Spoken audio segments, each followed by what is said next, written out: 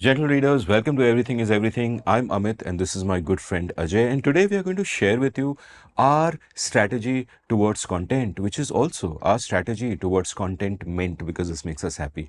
The way we think of content is this, that we try to create timeless content. I remember when a friend of mine was starting a podcast, and because the Seen and the Unseen was so successful, she asked me, for advice. And my advice to her was that do not think of what people will discover of the show in episode 1. Instead, think of what they will discover in episode 100 and will be able to binge upon. Give them the maximum joy possible at this time. And also, don't aim for your episodes to travel across space in terms of geography, but also across time, that they should make sense 30 years later. So you and I have pretty much been on the same page. We've tried to do a lot of timeless episodes, yet at the same time, we end up doing a bunch of timely episodes as well. Now, our timeless episodes include episodes on the state, they include episodes on firms, they include conceptual episodes, they include grand policy episodes, and they include episodes on poker. They include episodes on poker, cycling, and chess. But they also have been timely at times. We've spoken about the Ukraine war at some length. We've spoken about what's happening in China. We've spoken about the third globalization. Recently, we had 2 globalization episodes, and many episodes, such as our recent episode on the Indian media, are both timely and timeless in a sense because of the perennial problems. Today's episode is going to be timely because we've had a ton of requests from readers saying, help us make sense of what's happening in the world right now. Like, what should India do? 25% tariffs and then another 25% tariffs on top of that, and it's 50% now, and everything seems to be going to hell. What should India do? That's a burning question. That's what we are going to talk about today. You had a great piece on the Leap blog which you co-authored with Vijay Kelkar in this. You have more pieces coming up on this subject. You've been thinking hard about this. So today's episode will, on one hand, be completely timely, speaking to the present moment, but on the other hand, because this present moment, both of us agree, is deeply pivotal. I think this is also going to be a timeless episode that you can look back on 30 years from now and see Ajay and me sitting here trying to figure out this first draft of history. All yours. So, Amit, we did 2 episodes on globalization when Donald Trump did his Liberation Day. So, when he embarked on a completely new concept of putting up tariffs in America, which is unheard of after Smoot-Hawley. It has really never happened. At that time, you and I did these 2 pieces. One was about re-establishing the principles, the foundations, about how an open international order is the best for everyone. And then we had a unhappy episode, Is Globalization Doomed?, where we talked about the ways in which all this broke down. And of essence is the extent to which China, and to a lesser extent India, did not play by the rules. Okay? That there was just a whole bunch of patently unfair things that were being done. And for a long time they were tolerated and the advanced economies were willing to go along. But the Chinese economy reached a stage where it was too big and it was rocking the world. And on top of that, the Chinese state took a foreign policy and military affairs stance that was entirely inimical to the interests of the rest of the world. And then at that point, one by one, more and more people all over the world started thinking, why is this optimal for us? Okay, and there is legitimate concern in that. And you remember, you and I, we took one of the modern American right-wing voices, Robert Lighthizer, and went deep into their arguments, take their arguments seriously. There are some things they are saying that are rubbish. There are some things they are saying where there is some logic in what they're doing, and it behoves us to understand where they are coming from. And then that has given us the whole mess in the international trade system. And after we did that, Trump emerged with 2 numbers for India. The first idea was that there will be a 25% tariff on everything from India other than electronics and pharma. And then there was another 25% supposedly to punish India for imports of crude oil from Russia. Okay, and if you put these together, it's a 50% tariff. That's a lot and it's a mess. So our project today is to try to understand this. What will it do? What does it mean? What are its consequences?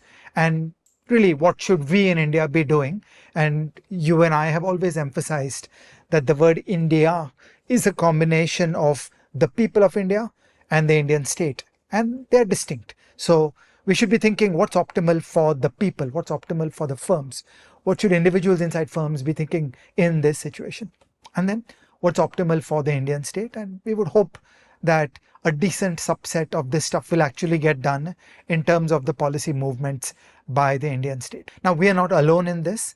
Really, a lot of the cool people of India have been trying to think and write about this subject, and we respect and value their works. And actually, we are all building one communal sense of knowledge. So in recent weeks, Sajid Chinoy has written on this, Soham Das has written on this, T.N. Nainan has written on this, my ex-boss M. Govind Rao has written on this, our good friend Rajeshwari Shengupta has written on this, and Mihir Sharma has written on this. And then Kelkar and I thought it was worth putting a lot of this knowledge together and coming up with a single coherent argument about what should be done. And this came out on the Leap blog, and we are very gratified that it seems to have gotten the interest of a lot of people. Our friends in Takshashila institution said that they will be translating this into Hindi and so on. So there's a lot going on in this space, as it should be in any great country. When changes like this happen, it behoves us to look at the situation and think from scratch that who are we, where are we going, how has the world changed, we're not in Kansas anymore, what should we be doing differently. And so that's the project that is presently afoot, and this EIE episode is a humble offering that's a part of that. And it's a humble offering that is actually the continuation of a dialogue that we've already embarked upon with all of you guys. So, do check out our 2 episodes on globalization. I think all our foundational thinking on globalization is there, and that sets a context for what is going on there. Also, we are recording this on the 25th of August. It's supposed to be out on Friday, the 29th of August. Things are changing very fast. In 4 dinon mein agar kuch ho gaya, if 50 becomes 75, if 75 becomes 20, we don't know what's going on.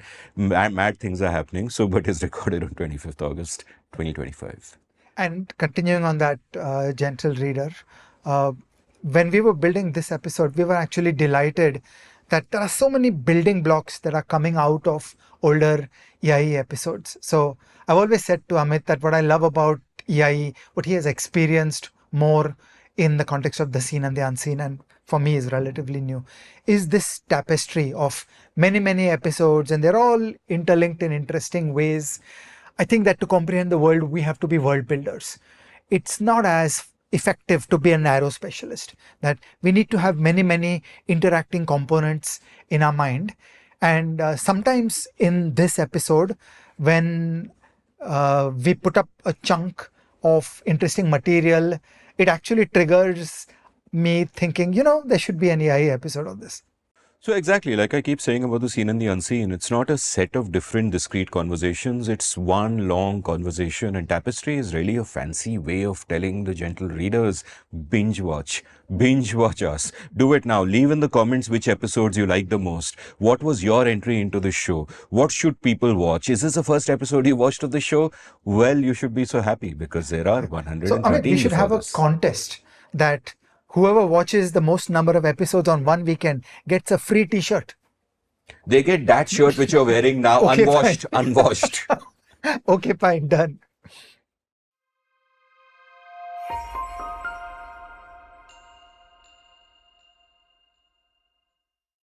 So Ajay, we've often spoken on this show about how 1991 to 2011 was a golden period for us and things kind of went downhill from there. Explain to me why it was a golden period and the role that globalization played in it, and also how we kind of lucked out in some ways. 1991 to 2011, in a 20-year period, India got a 4x of GDP, well-measured GDP, if I may add. And that is simply the biggest shining success in 5,000 years of Indian history. Okay, like you'd have to go to Mohenjo-daro and find 20 years which worked better than these 20 years. So it's a particularly important period in thinking about, how do we bring things together? What are the pieces that create such a almost generation-long growth episode? Now, I want to emphasize the role of globalization in what happened for India in that period. Okay, so let's go through pieces.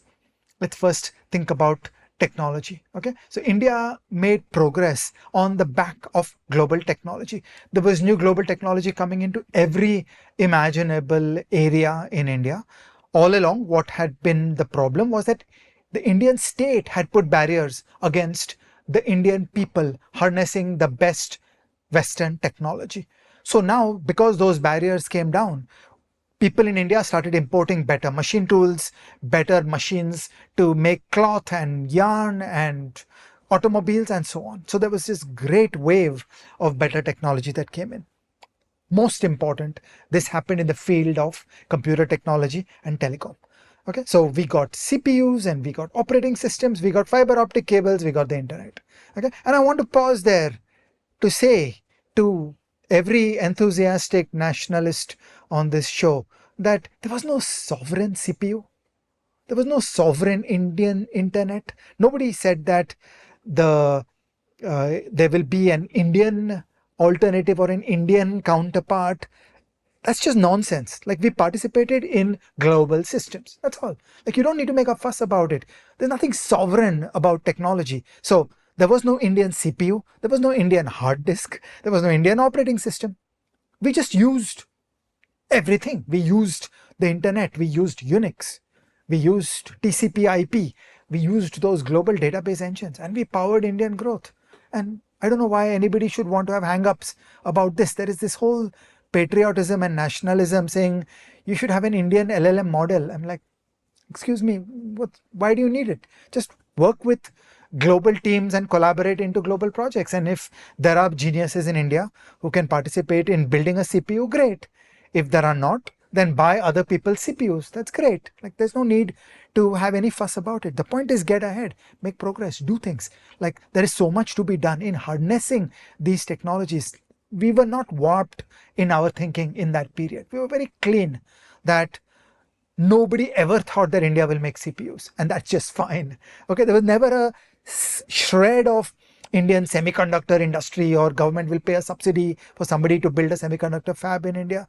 We just made progress. There was no difficulty in this. So that's the first piece, that we got technology from outside.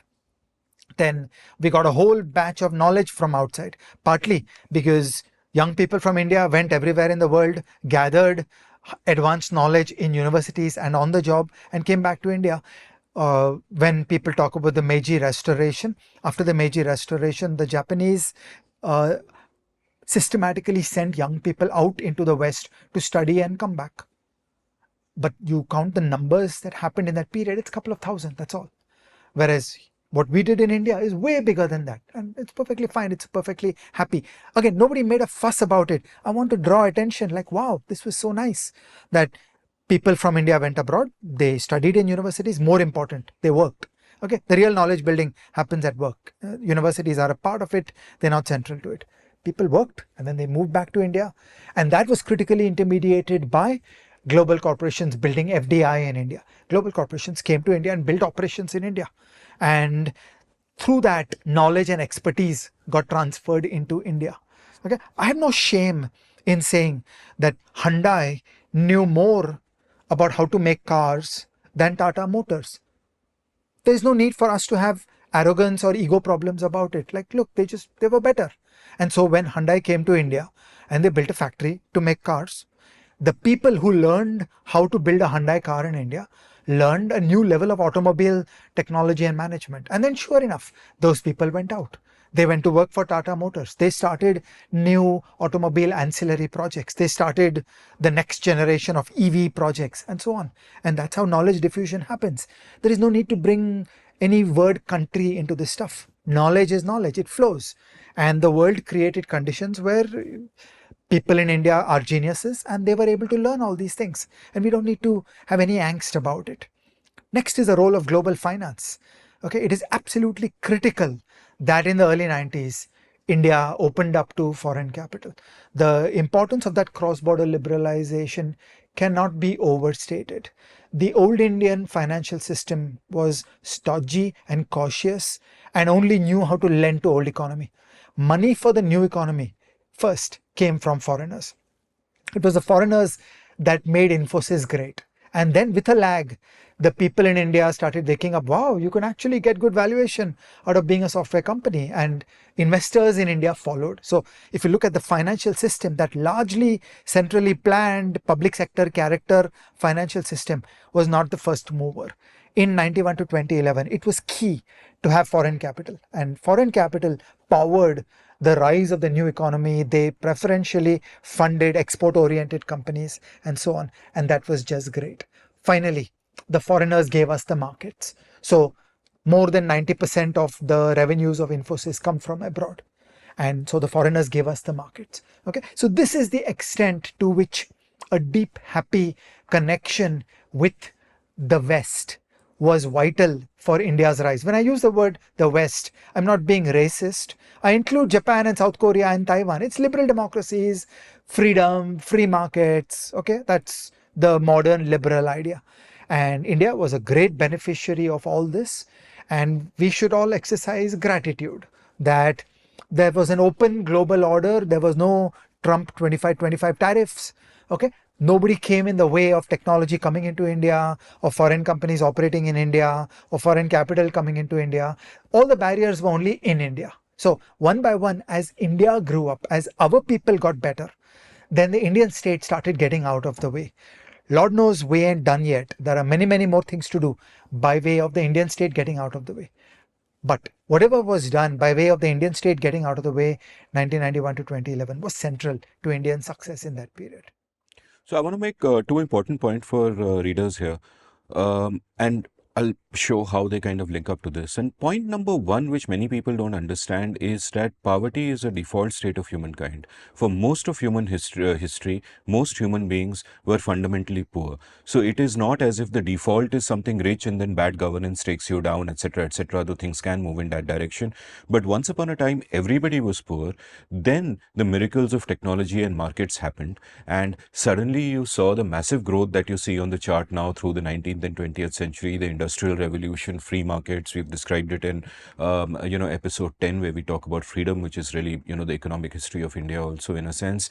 And millions of people came out of poverty. So coming out of poverty is an achievement. It is an achievement caused by the network effects of markets, by all the double thank you moments that happen, etc., etc. That's point number one. Point number two is, when you spoke about the rising GDP of 91 to 2011, when you correctly said that that 20-year period was unprecedented in India's history, it wasn't just unprecedented because of a number on a chart, ki GDP went up and hey, rich people did better, stock market boomed. No, that's not why. It was unprecedentedly awesome for us because it brought people out of poverty. Hundreds of millions of people came out of poverty because of that, more than in any other period in Indian history. And that is a miraculous humanitarian achievement, and that's something we need to focus on. People often look at economists as, oh, they're talking numbers, they're talking GDP, what about the poor? Hello, we are talking about the poor. That's a criticality of GDP. Episode 57 of Everything is Everything is about development economics, where we point to Land Pritchard's insights on how every human welfare indicator has a 99% correlation with per capita GDP, which is therefore with GDP growth, and only less than 1% with welfareism, redistribution, all of that. Everything comes from growth. Everything comes from the pie growing bigger. That's what happened between 91 to 2011. And I consider this a miracle, and it's important to underscore that, so you don't think that it's just people talking economics, people talking numbers, people talking finance. It's people talking about human beings and their lives. That's why this is critical. It's actually a moral imperative, therefore, to figure out what went right and what went wrong. And there's a second part to the story you just told. Part one is that we did the right thing and globalization really worked for us in all of these spectacular ways. But part two of the story, which you also outlined in your essay, is that we also got lucky. We didn't do all the right things. We did some things wrong, but the world was indulgent with us. So take me through that. So far, I said that India was able to take down many barriers imposed by the Indian state. Okay, the Indian state got out of the way on trade in goods, trade in services, capital flows, foreign companies operating in India, foreign companies able to move money in and out of India, all those things. And it had a huge and valuable impact. In all this, India was not actually a successful, good faith player in the global system.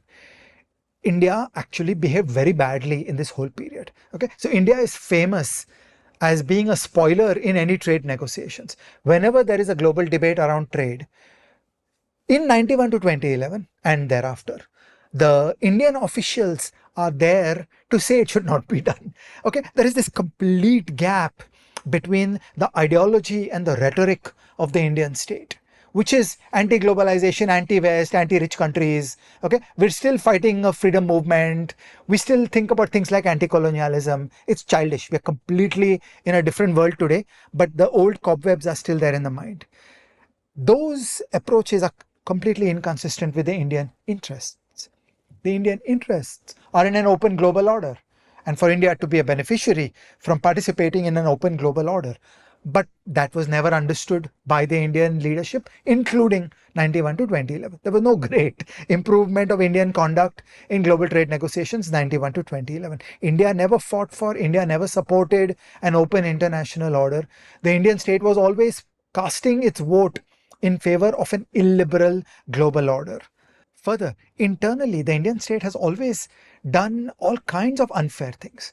Okay, for most people in India, economic nationalism comes easily.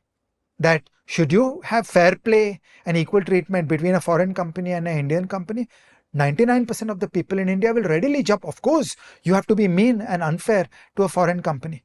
Now, that's not consistent. Okay, India has triumphed because there are other countries which have given fair play to Indian companies. Now, there are many elements in which the global trade system works poorly. The European subsidy on agriculture is an example. I'm not saying everybody is perfect, but the point is that we should all see that openness is in everybody's interest. We should all strive for more openness. There should be a principle and philosophy of openness, and occasionally there can be blemishes. In India's case, on the internal side, it is almost normal to have hostility to foreigners. Like, did you know all foreign banks put together in India were allowed to open 12 branches in a full year? Wow. Note, all foreign banks put together were allowed to open 12 branches in India per year. And then, in an act of great liberalization, this went up to 18. Okay, now why? Like, why is it fair that foreign banks cannot open 5,000 branches if they want to? Who is the Indian state to come in the middle and say, if an Indian customer wants to bank with Citibank, why are you coming in the middle? Who are you to dare interfere in the branch expansion of Citibank in India? But this is normalized. There are innumerable pieces of economic nationalism all over the Indian landscape. Now, how did the important Western countries see this situation and how do they respond to it? And by Western countries, I include glorious, successful liberal democracies like Japan. Okay, I consider Japan a part of the West. So the way those countries approached it was with a great deal of indulgence.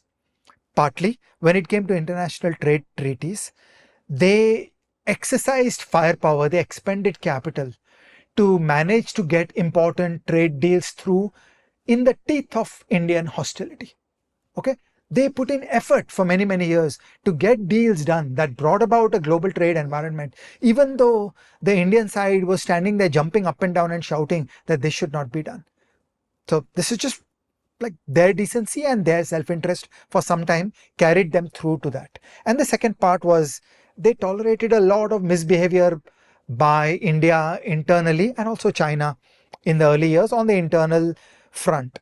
I think the philosophy was that we see that India is being very foolish and silly on these things, but these things are all self-harming. Okay, to any sensible person, you know that the economic nationalism hurts the Indian side the most. That it is Indian banking users who are being harmed when Citibank is being prevented from building branches in India.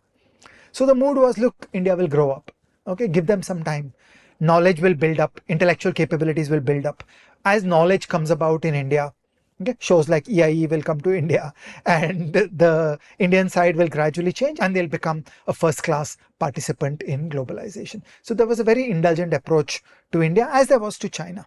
Okay. Now that has changed. We have to recognize the world has changed.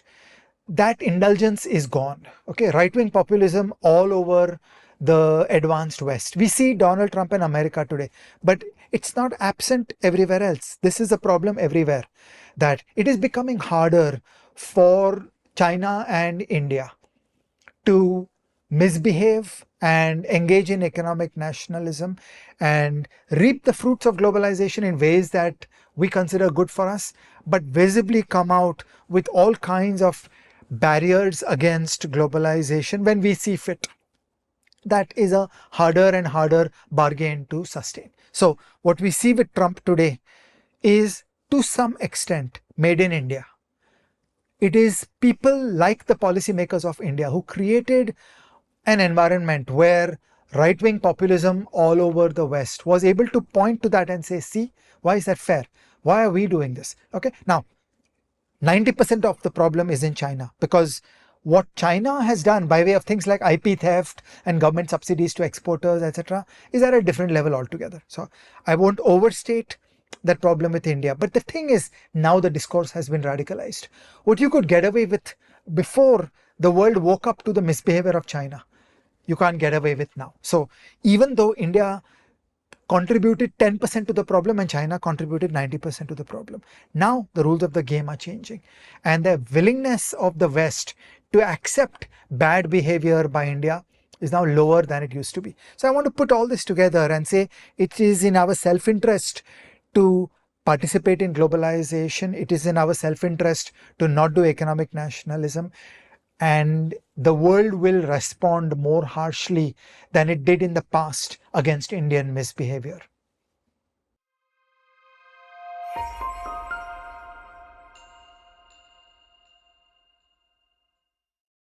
So, Ajay, let's zero in on the India US relationship to start with. Tell me more about its history and how we got here. Uh, the India-US relationship is shaped by a list of factors, and let's run through four of them. The first is that the United States is the biggest economy of the world, and so it inevitably commands a certain punch that is unmatched. There is nobody else in that league. The second is, but the United States is actually a bit inward oriented, like because it's such a vast country. It's 10 million square kilometers. And it's a little far because across the Pacific, across the Atlantic, they don't trade as much as many other countries do. Like, you want to see trade openness, you go to Europe. You look at the goods and services flowing across the border of European countries, it is sometimes 2x and 3x higher than America as a share of GDP. So the Americans don't trade as much as many other countries do. India trades more than America as percent of GDP. So when you add up goods and services divided by GDP, India is actually very good. Okay, so the United States is not as open as you might think. Okay. Third, because the United States is far away from India, goods transportation to the United States is actually a bit difficult. In this field, there is a beautiful thing in economics which is called the gravity model. Okay, Newton's universal law of gravitation is that the force between two objects is directly proportional to the product of your weight and my weight, and divided by the distance between us squared. So it turns out that the trade between two countries is proportional to the product of their two GDPs divided by the distance between them squared. Okay, it's very sweet. So, what this means, dear reader, is a gravitational model dictates that the closer Ajay and I get to each other, the more likely we are to hug. Continue. Yeah. And will there be a hugging black hole? Okay, let's not go there. Kindly. This is getting into very dangerous territory, but continue. So the United States is really far from India. All of us know, we wake up in the morning, they're going to sleep. So if you had to put goods on a ship and take them to the US, it is the farthest you could go from India. And that matters. So distance matters. Gravity model predicts that distance matters. And the fourth big thing is, when electrons fly on fiber optic cables, gravity models don't come in the way. Okay, so photons, I think there was a YouTube comment which accused me of always saying electrons. Electrons fly on copper cables, on fiber optic cables. It is photons that fly. So when photons fly on fiber optic cables, they are weightless, and 330,000 kilometers per second is fast enough that California is not far away. So services works very well between India and the US. Goods doesn't work so well, partly because of the distance. I mean, yeah, you could try to make do in some other ways, but really, basically, there is a bad location for India. So when you take the Chinese coast and you get on a container ship and you get to Los Angeles, it's a short hop.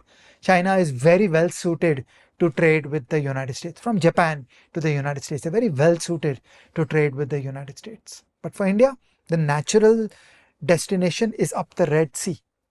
Okay, so the Suez Canal is the magic. Just think of the glory of 1869. The British built the Suez Canal, and suddenly you come through Gibraltar, through the Mediterranean Sea, through the Red Sea, and boom, you're in Bombay. It's like right here. Did you know, Amit, that there is a sea change that has happened in the Red Sea? Pun intended, surely. Please tell me. The Houthis are basically choking the Red Sea route. So at the Straits of Hormuz, it is not safe to take ships across. And in fact, there are ships who are paying ransom to the Houthis to take their ships across. Our friend Ashima Sharma recently showed me a map of the world with all the LNG tankers shown as one dot. So you can see there are about 700 LNG tankers in the world, and you get a beautiful map representation showing where every single LNG tanker is right now. And there was not a single tanker in the Red Sea.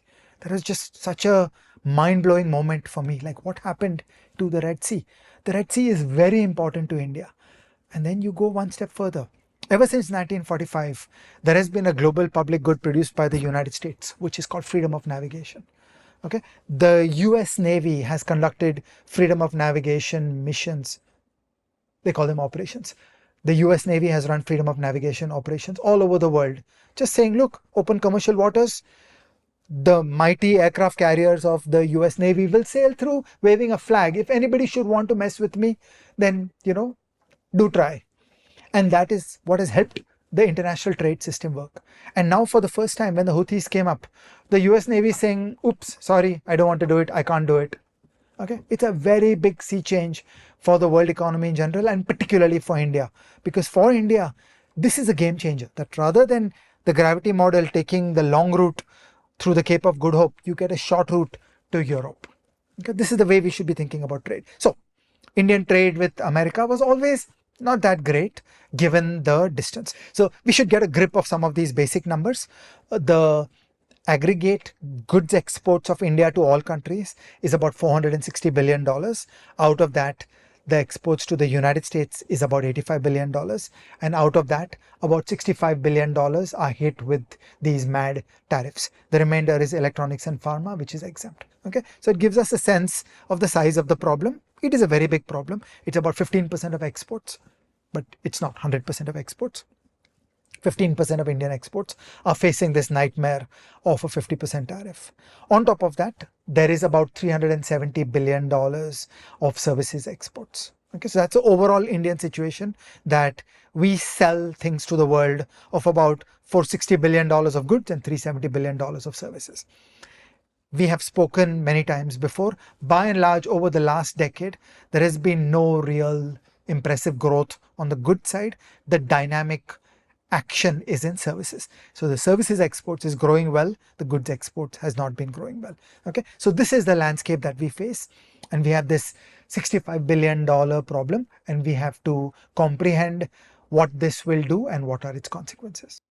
At this point, gentle readers, let me let you in onto a secret that earlier this year I decided some episodes of The Seen and the Unseen will be topical. I did an episode on the caste census, on the India-Pakistan war, and with my friend Ajay Shah, recorded an episode on the Indian economy. And this was before Trump's tariffs kicked in. And in that episode, we spoke about a startling rise in good exports at the start of this year, and things were looking very good. And, a story was unfolding. So we recorded it at that episode, and now we've had to dump it because everything has changed. Because 25 plus 25% tariffs have, sent everything to hell. And someday we'll do a State of the Economy episode again on The Seen and the Unseen. But that, things change so fast. That's an indication.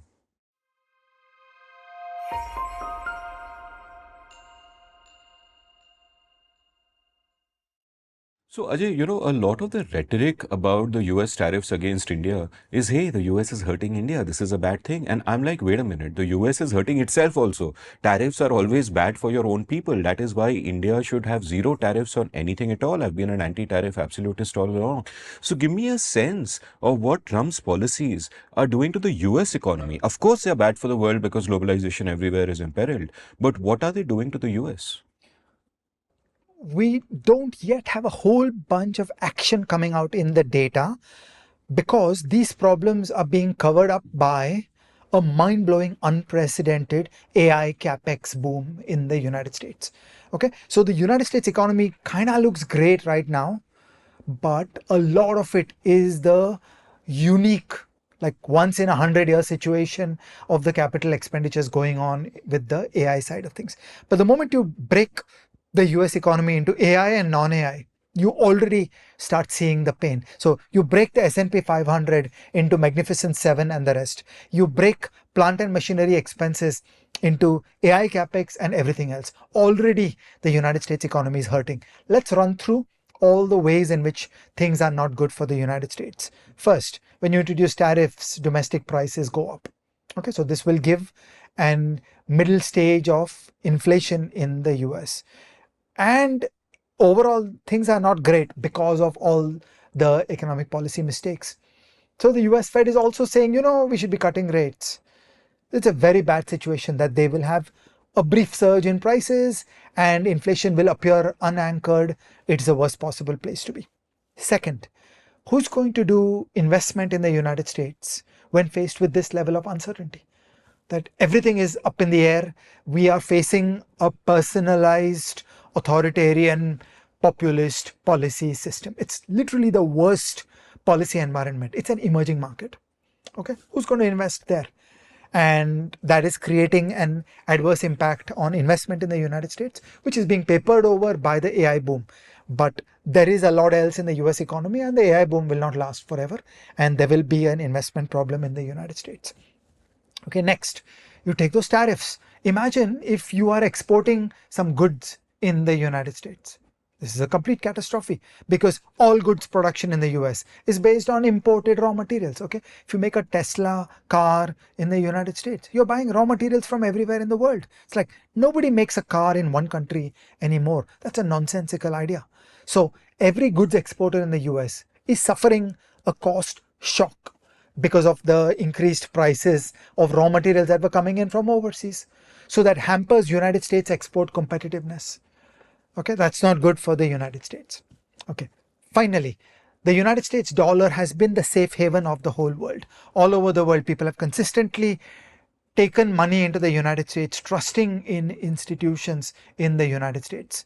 For the first time in 100 years, many people are starting to feel shaky that, is this really the great country that we thought it was? And a significant portfolio reallocation has started away from the United States. And the best place to see that is the exchange rate between the USD and the euro. Okay, so this is the litany of trouble that is hitting the United States, and more of that trouble is in flight. Now, why do we care?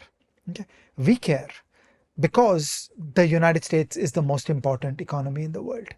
And if the United States falters, if the United States does badly, that hurts us in India in ways that go beyond this 50% tariff. Okay, so the 50% tariff is narrowly at us. It is targeted at us, and we see it like that, as we should.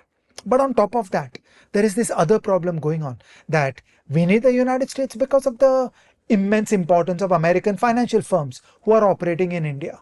We need the United States because a lot of the services exports goes to America. We need the United States because the technology transfer into India happens from the CPUs and the Unix and the AI from the United States into India. We need the United States because the GCCs in India are largely built by American corporations and so on. We need the United States to work. Okay, the United States is the essential power. The world requires the United States. We need the US Navy to keep the Red Sea open.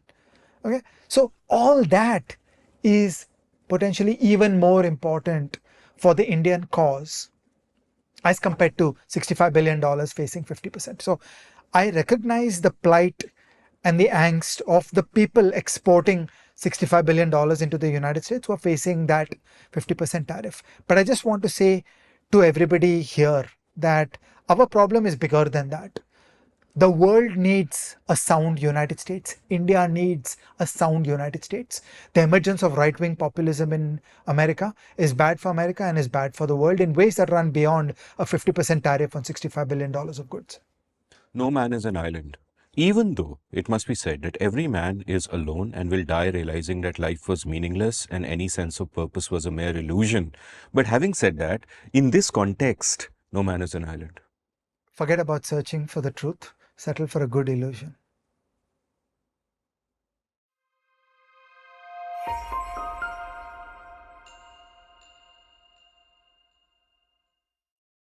So, Ajay, let's talk about the direct impact of this. When you are an Indian exporter and you see a 50% tariff, you think it's the end of the world, right? Like, how the hell will you ever be competitive? Let me talk garments. There's a $10 shirt that goes out of India. With the 50% tariff, it's 15. Okay. Now, there are innumerable manufacturers in the world who will make it for 12 and 13. So at 10, India was competitive.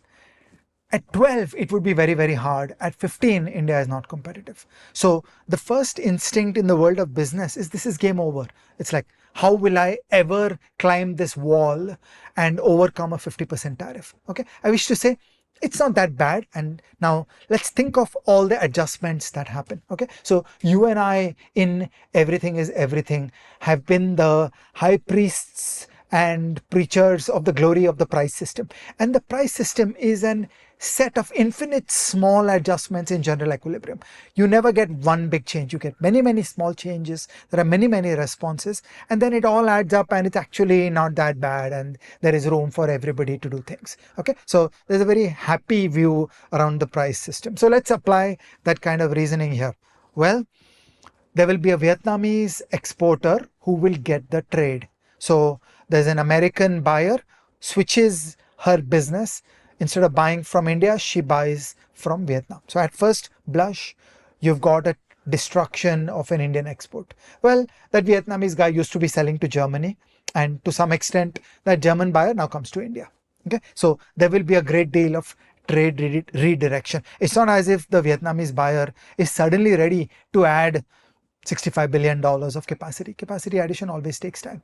In the short term, there will be a lot of trade redirection. So there are many, many other countries in this world. So roughly speaking, if you make a list of all the advanced economies of the world, I define them as about $20,000 per capita. Okay, like a little less than 10x of India. Think Spain, Portugal and above in terms of per capita GDP. Okay, so not China. China is a poor country. You take the bottom of OECD and up. It works out that the United States is about 40-45% of that global GDP and about 30-35% of that global trade. Okay, so we've lost 1/3 of that global business because of Mr. Trump, meaning the world has lost a 1/3 player, but 66% is there. The advanced economies worth 66% in the world are there. They remain. They are old style markets. They are continuing to do a good deal of globalization. Japan will still buy things from India like they used to. So a great deal of trade redirection will happen. This is response number one. Response number two is INR will depreciate. In the short term, on day one, momentarily, instantaneously, the Indian exporter has lost business. Think of the behavior of the rupee dollar market. Now there's less sale of dollars on the rupee dollar market by an Indian exporter. So there's pressure on the rupee to depreciate. But at that depreciated rupee, more Indian exports are competitive worldwide. So that's the second response, that INR depreciation will come in and that will bolster Indian export competitiveness all over the world. The third is, to some extent, operating profit margins will adjust. All firms will take a certain amount of a hit while they figure out what to do next. So it's not like the exports will die. There'll be some amount of absorption by the firm on the Indian side saying, okay, I'll keep production going and I will sell at a somewhat inferior price. Some firms will go bankrupt. Some people will switch jobs. There'll be pressure on the labor market. So many people who were occupied in selling to America, those people will lose their jobs or leave, and that will generate supply pressure on the labor market. So there will be softness of wages, and then there will be better prices available to other companies to hire those people and become more competitive in selling to the rest of the world. So I've sketched 4 responses like that. Many small responses happen. And that's how the market economy works. We should not think of it like throwing a switch and suddenly $65 billion of exports is extinguished.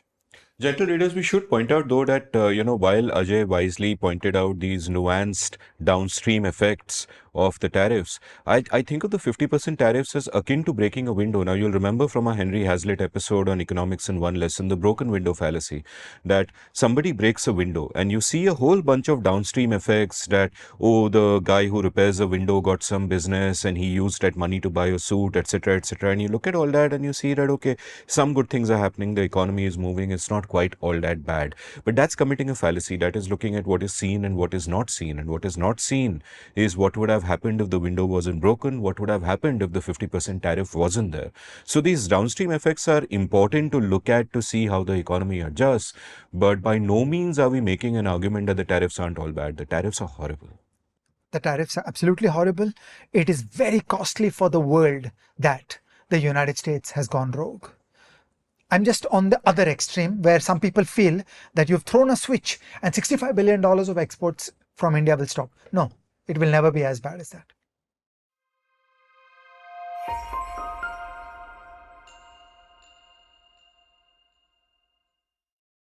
So, Ajay, let's get to the meat of this episode. Let's talk about policy. What should India do? Take me through the different options we have open in front of us. The first and most important point is that while the United States is the essential power, is the most important country in the world, it is only about 1/3 of the trade of the advanced economies. Okay, so if you add up all the advanced economies of the world, there is a lot waiting to be done. This includes Western Europe, it includes Canada, it includes Chile, Australia, New Zealand, Japan, Taiwan, South Korea, Israel. So when you make a list of all the advanced economies of the world, there is a lot there. And our job is to embrace these countries. Okay, why? Because advanced economies have the wealth that these are rich countries where you are actually dealing with a very big GDP. Okay, and India is a poor country, so the Indian GDP is not too big. The Indian GDP is sort of like a UK level GDP. And there is a great deal of GDP out there, and these are opportunities to sell stuff. Second is these are advanced democracies. So you can actually do deals with them. You can go through months of preparation, arrive at treaties, arrive at agreements, and then those agreements will stay for a long time. It will not be a personalized policy where suddenly some strong man decides, changes his mind, and things suddenly change. So the problem in working with authoritarian countries is that strongmen are untrustworthy. They can change their mind suddenly. They don't sign agreements and then their word is not good because they're so drunk on their power they can suddenly change. Nothing is certain. They can keep changing all the time. You and I have an EIE episode on rules versus discretion.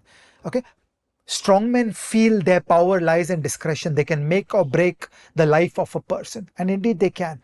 But that does not induce a good society. A good society is made out of rules and not discretion. You make a better world out of rules and not applying discretion. So the beauty of working with the advanced democracies of the world is that they are wealthy and they know how to negotiate. They share the dream of globalization. You can get deep treaties and agreements with them, and those agreements will hold. They will work. They won't suddenly change. There'll be no sudden U-turn. Okay, and why is that important? Because for any kind of meaningful work in the world of firms, in the world of the economy, you need long range planning horizons. You need to make investments. So one needs a agreement with the UK that this is the kind of free trade agreement we're going to do, and then it should be in force for 5, 10, 20 years. Once the UK firms and the Indian firms know this, then in an environment of confidence, a variety of strategy teams and business development teams can fall into place where people will treat that policy framework as something trustworthy and stable. And then the private sector will actually respond to those opportunities. When you have personalized policy, it has no credibility because people are thinking, they say something today, they'll say something different tomorrow. So authoritarian countries and strongmen don't command respect from the private sector. So you can say anything, you'll do a speech today, but we know you'll change tomorrow. And so the private sector does not respond, and the private sector will do wait and watch.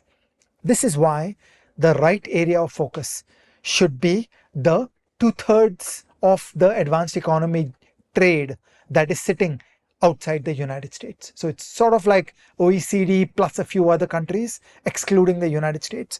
That should be the main zone of attention. Very well. In that zone of attention, what can be done? Okay? Two things can be done. The first is India can and should be a founder member of a new globalization. Okay, so the WTO failed because there was a whole bunch of cheating that individual countries could do. There are better designs of deep trade agreements, DTA, deep trade agreements, where there is a very deep level of commitments to fair play and globalization and regulation, intellectual property rights, 18 bank branches, all those things are taken care of in a very deep treaty that promises to not do economic nationalism, that promises free and fair movement of trade, of capital, of companies being able to operate and all that. And once that treaty is established, then you've got a stable long-term platform for deep connections between the concerned countries. The most famous example of this nature is the European Union. The European Union can be seen as a DTA, it's a deep trade agreement.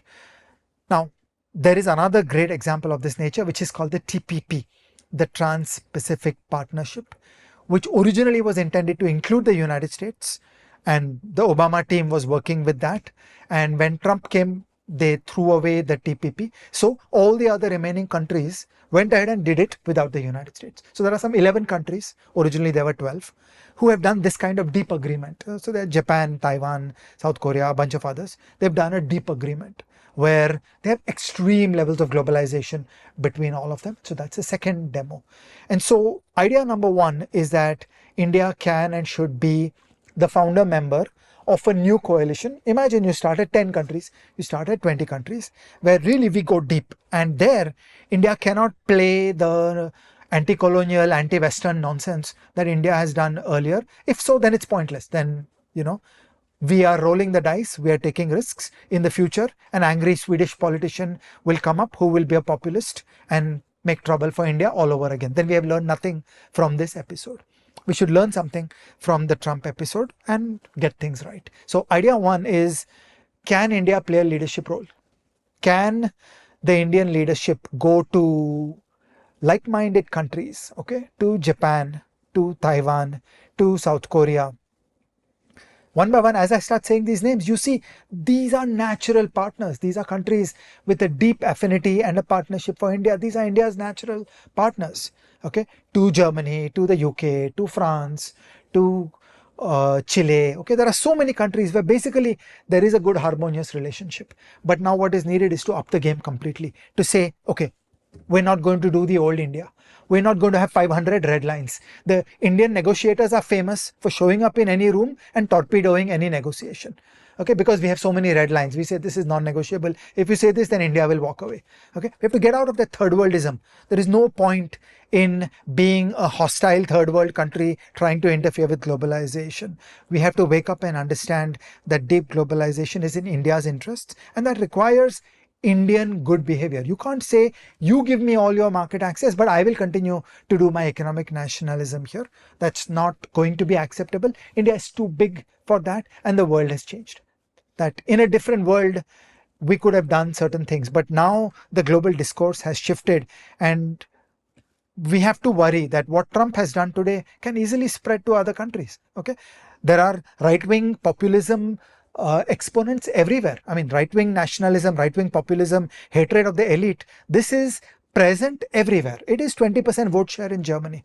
So when India flagrantly does unfair things, we are creating support for the elements in those countries that are the most hostile to India. We are empowering those countries by doing things at home. We think we're quietly doing something at home. We like, haha, see, I really screwed the foreign company here. No, these things get around. There are newspaper stories everywhere in the world. People understand how the Indian side has rigged the game. The second thing to be done is to take the same idea and apply it on a one country basis. So we have done a decent free trade agreement with the UK. It's good, it's progress. It is more openness by India, it is less protectionism by India than has ever been done before in Indian history. I say great. But then why stop there? Let's keep going. Let's once again search for these deep trade agreements. Let's start the UK negotiation now, saying now we want to graduate from an FTA to a DTA. Right? What's our next gen? Because it takes 2 years, 3 years to negotiate. We should start that negotiation now. What's the deep trade agreement we want with the UK, where we will remove barriers like 18 branches, where we will remove all aspects of Indian economic nationalism for British companies. Okay, and let's start this with Japan. Let's start this with the EU. A very big milestone coming up is the Indo-EU Free Trade Agreement. And this is where a new imagination is required in India, where India needs to do better and stop playing this third worldism, the anti-globalization, anti-West, anti-colonial, all those tired narratives which we used to get by within the past through the indulgence of the advanced economies. Now our interests have changed. With 33% of the global trade system having gone rogue, now we need the remaining 66 to perform much better. We have to up our game. We have to do even more deep integration with the remaining 66 to compensate for the misbehavior of the 33.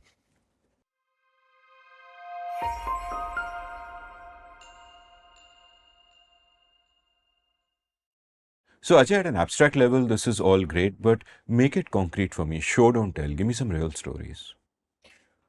If you can take globalization seriously and deeply, what it means is we create safety and openness and conditions for the firms to really think about how to organize production in the world without any other government driven distortions. Okay, just freedom, that how would I do things. So let's start at the German automobile industry. Okay, so one of the great automobile industries in the world. There is a decent automobile capability in India also. Okay, so one very important milestone in India's history was when Hyundai decided that all the small cars that Hyundai sells in the whole world will be made in India. Okay, and I call that a testimony that there is that much manufacturing capability in India, and the skills and the complexity of the manufacturing supply chain in automobiles, that Hyundai chose, okay, that we will make luxury cars elsewhere in the world, but small cars we will do here because there is the skill and it's economically efficient. If you create conditions of safety and long-term deep globalization, deep trade agreement between the EU and India, then you can dream that the great German automobile industry will deeply backward integrate into India. Okay, so partly they will make cars to sell in India, partly they will create a joint India-Europe production mechanism where there are components being made in India, there are R&D centers in India, there is software being done in India. The whole thing can become seamless. Okay, so it's a dream in India that India can be fully integrated into globalization. And the job of the state is to get out of the way. Don't put any restrictions. So create that fair play, create the conditions where global firms feel fully comfortable and safe that for a German company, building in Belgium should be no different from building in India. At present, the Indian state is full of oddness, there's weirdness.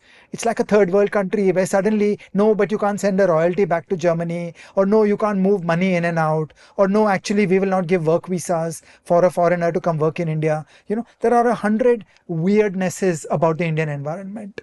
And we in India have to become prickly about being weird. Okay, whereas today the Indian state is prickly. Anything that foreigners say, the Indian state will become prickly and say, no, why should I do it? Okay, there's this anti-foreigner worldview in India, which is really self-defeating. Okay, so that's the first example. And imagine the same with Japanese electronics. Okay, so this is again a marriage made in heaven, that the Japanese even today have the most amazing electronics design and innovation capabilities, and they don't have a manufacturing base. They had built the manufacturing base in China. And today they have many reasons to not be comfortable about China, because China sprung nationalism on them, economic nationalism on them. If India can become free of economic nationalism, then this is a match made in heaven. That India has massive ability to mobilize the labor and build large complex factories and skilled electronics engineers. I mean, as you and I emphasized in our 2 episodes on manufacturing, nobody should think that manufacturing is about unskilled agricultural labor being put in front of an assembly line. Manufacturing jobs are only high skill. But in the class of those manufacturing jobs, there is an endless ability of India to bring people together and do those. Third, consider South Korean's shipbuilding. Okay, it's at a very interesting moment. On one hand, South Korea has some of the world's best abilities in building ships. On the other hand, they are under severe attack with cheap Chinese competition. Okay, so they need to do something different. One of the best plays they can make is India. That you need their advanced scientific and design capabilities backed by low-end work being done in India, and this would be a best deal for both sides.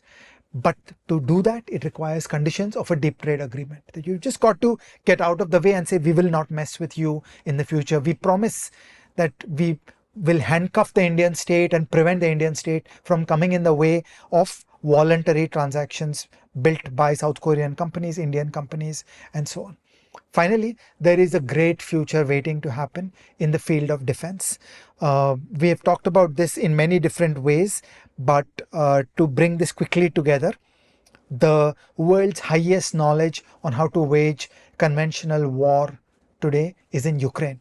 Ukraine is the site of an R&D and manufacturing miracle on how to play modern conventional war. Ukraine is deeply partnered with Poland and South Korea, where they're doing this combination of first being cutting edge, being global state of the art, and second, they're being low cost. Okay, so Poland, Ukraine, South Korea are not able to work at American and European price points. An American F-35 jet is just like completely gold plated. It's at insane price points. The European stuff is very good and is a little bit cheaper than America, but it is still at insane price points. It doesn't work for India. So if you're doing a force design in India, we have to make do with a great deal of frugality. That's exactly the kind of problem that Poland faces. That's the same problem that Ukraine faces. Ukraine is at a per capita GDP similar to India. So this partnership between Poland, Ukraine, and South Korea is at the global frontier of defense manufacturing, both in terms of Ukrainian knowledge of what a modern battlefield looks like, Ukrainian quality R&D backed by Polish and South Korean R&D and manufacturing. Now, the most perfect partner to that is India, because in the southern cone of India, you can put R&D and manufacturing facilities far away from Russian or North Korean or Chinese missiles. So if you think of who are the enemies of Poland, Ukraine, and South Korea, they are Russia, North Korea, and China. Okay, the southern cone of India is a beautiful place where you can put R&D sites, you can put manufacturing sites. Again, India can become a great partner, but for this, India has to embrace these countries. If India continues to be prickly and do economic nationalism, have these anti-West ideas, then these kinds of partnerships will not happen. What strikes me about these excellent examples you gave is not just that they require us to change the way in which we engage with the world in terms of, getting these agreements and treaties through, but also they require us to change how, our own domestic laws and institutions are structured. Because if you want to tell the Germans that, hey, come here, and you want to tell the Koreans that, hey, invest here, and so on and so forth, you need them to be able to trust you and to trust your institutions. And that's the subject of our next chapter.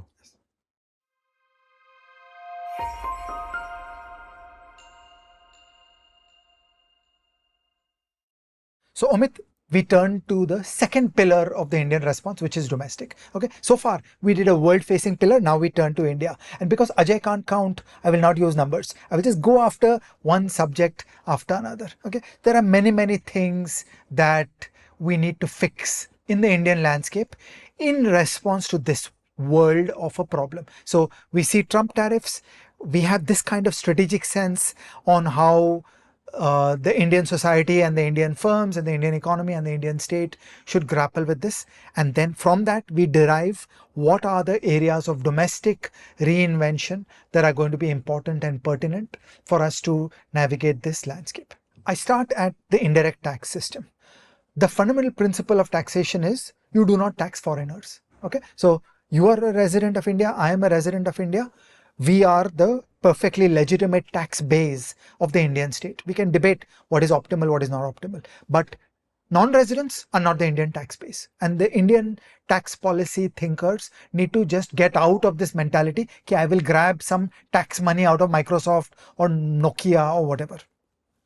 So the way this is done in the world of indirect tax is at the point of export, an exporter has to get a full refund for all the indirect tax that has been paid by the exporter or indirect tax paid by the supplier to the exporter, and going on ad infinitum. Okay, this is done through something that is called zero rating of GST. Okay, so this is the first principle, that watch closely. An Indian exporter, a goods exporter, a services exporter should not be paying any taxes to the Indian government. The price of goods on a ship on the high seas should be minus Indian taxation. This is presently not the case. Okay, we have all kinds of errors in the GST where there are certain raw materials where input tax credit is not given. We have things called cesses. We have an electricity duty. We have a whole bunch of things which are not refunded. Okay, and this is a mistake and it needs a clean, modern indirect tax reform. Okay, Vijay Kelkar, Arvind Modi and I have been thinking and writing about this for a very long time. We were at the early days of the Indian GST, and this has been our single organizing principle all through. So what the modern world is evolving to is that in every country there are exactly two structures. There's an indirect tax system, which is a GST, and there's a carbon tax. And these two have a correct handshake at the boundary. So the way it works is that the Europeans have an internal environment. I'm going to make up a number. The Europeans have an internal environment where carbon is taxed at $100 a ton. Okay. Then they say when goods are coming in, we will count how much carbon tax has been paid in India. Suppose the Indian political system has decided that the appropriate taxation of carbon is $50 in India. Okay. We do all the auditable documents. When our goods reach the European border, the 50 tax is pre-funded, and the remaining 50 is charged inside Europe. So you get parity between a domestic European emitter of carbon versus an Indian emitter of carbon. Okay. And on the GST side, the Indian exporter gets a complete refund and is charged the European GST upon entry into Europe. That's how European firms, Indian firms get a level playing field. Okay. So this architecture is emerging in the European Union right now, in the UK next year, and so on. So this is the architecture which we in India should be building. We already have a GST. We have birth defects in the GST. We don't do input tax credit correctly. We have cesses and duties which are not being refunded correctly. And we need to gather up our clarity on taxation of coal, taxation of crude oil, fuse it into a carbon tax, an auditable carbon tax, because then the Indian guy who pays that carbon tax gets that offset when entering the CBAM countries. Okay, and one by one, more and more countries of the world are going to go into CBAM. So you should just have two things, which is a GST with correct design and a carbon tax with a correct design. And these designs matter. They should be done using proper economics. Too much of this is being done by a very average tax practitioner kind of behavior. The second piece is regulatory reform. One by one, statutory regulatory authorities have come up in India, and they are a new central planning system. They are tying down the ability of Indian firms to function in one sector after another. There is too much central planning. There is not enough rule of law. This is bad for India. You and I have an EIE episode on regulation. Those basics are bang on track. It's a big field. There's a lot of noise in India around the word deregulation. Most people are not thinking enough about what needs to be done. Conceptually, the regulators of India put together are putting out a very high volume of non-rule of law and central planning actions every day. It's impossible to fight that. The volume is too great. There are no few people who can come together and make a dent on the output of the regulators in terms of their orders, their investigations, and the regulations. You have to go upstream and you have to solve the organizational defects, which is the kind of thing that you and I did in the EIE regulation episode. It is important to do this so that Indian firms are unshackled to actually function and compete, so that Indian firms become more competitive and can play for that 66 market. Okay, so these are the links that you have to fight for, that 66 market. The third piece is the judiciary. Okay, any modern globalization environment is going to involve contracts. Okay, so when you and I did the episode on manufacturing, we described the richness and complexity of manufacturing, that a global firm gives an order to me. I am obliged to meet those delivery characteristics of dates, deadlines, quality, etc. Now, I will in turn connect up to 20 vendors in India who are doing various things to me. The whole thing has to work like clockwork. And if I fail on the foreign buyer, they are imposing draconian penalties on me, as they should. You want to play in global manufacturing, it has to be like clockwork. But then back to back, I should be able to connect into the Indian counterparties that failed on me and impose penalties on them, so that efficiency flows all through India. Because the courts in India don't work, the Indian vendor basically gets away scot-free. Similarly, for foreigners coming into India, for foreigners operating in India, they are not comfortable with ties of caste and kin and tribalistic notions that, oh, this is a good guy, they will behave with me. You need contracts, you need courts, and so the judiciary matters. So this is not an abstract point. Each of these points is directly connected to the project of Indian deep globalization, so that we can do more with the 66 so as to make up for the problems of the 33. The fourth is cities. Okay, so I want to say this in an abstract way and then I will come back to our manufacturing episode. Cities are where all the manufacturing actually happens. Cities are where all the services production actually happens. If we want to thrive as a country, you want to make the cities the place where talent comes together. You and I did an EIE episode, why talent comes in clusters. And that's the essence of how we should think about this. Whether you are doing exports of LLM prompt engineering and AI engineering knowledge, or you're doing exports of garments. These things happen in cities. And we need to make the cities work, because then those clustering processes will work better, the people will work better, the firms will get better workers, more global firms will come to India and operate. So cities is really a core where all this comes together, and we in India have a lot to do in terms of making the cities work. There is a common conception in manufacturing that we will go to some desert and build a factory. Okay, and you and I discussed in the manufacturing episode, this is the wrong metaphor. Factories happen inside cities, and cities have to work well to generate that dense 2,000, 5,000, 10,000, 20,000 workers who will come together at 9 a.m. every day, or ideally for 3 shifts every day. So if you have 20,000 workers multiplied by 3 shifts, you need 60,000 households tightly clustered near that factory. That can only happen in a city. The next is the logjam in agriculture. You and I have an EI episode on the problems of Indian agriculture. And an episode of The Seen and the Unseen on the farm laws. And an episode of The Seen and the Unseen on the farm laws. And you will say, what's the link here? The link here was made explicit because of Donald Trump and Indian dairy trade barriers. Okay, these things are going to become more important. We cannot just say, no, we are India, we are a poor country, agriculture, farmers are poor people, so we want trade barriers. That's going to be less and less viable in the future. As we go into deep trade agreements, we're going to have to say to the world that no, we play fair. You play fair, we play fair, and everything will be open. Everything is up for grabs. And we are willing to open the entire economy. There should be no red lines. There should be no holy cows. There is always a deal. There is always a trade that can be made in negotiations where things are available to India's benefit. By saying to ourselves that no, agriculture is off the table, that we will never squander the future of farmers of India. Okay, once we adopt red lines, you basically stop doing diplomacy. Okay, when anything is black and white, you basically lost the game. The way in which diplomacy is done, the way in which foreign policy is done, is everything is available for negotiation. You don't say strategic autonomy, some things can never be negotiated. It's a price. It's a matter of figuring out how to do it. Look at the Europeans. They don't do emotional things against Trump. They just play realpolitik, they play hardball and do deals and recognize that, yeah, it's a mess right now. In the future, we'll change. But the point is to make progress. And for an Indian leadership to achieve that negotiating power in future settings, you have to fix agriculture now. Because otherwise, this thing is a millstone around the Indian neck. If India will keep on saying agriculture is a holy cow, that comes in the way. Next, I want to come to macroeconomic resilience. In all this, there are going to be shocks.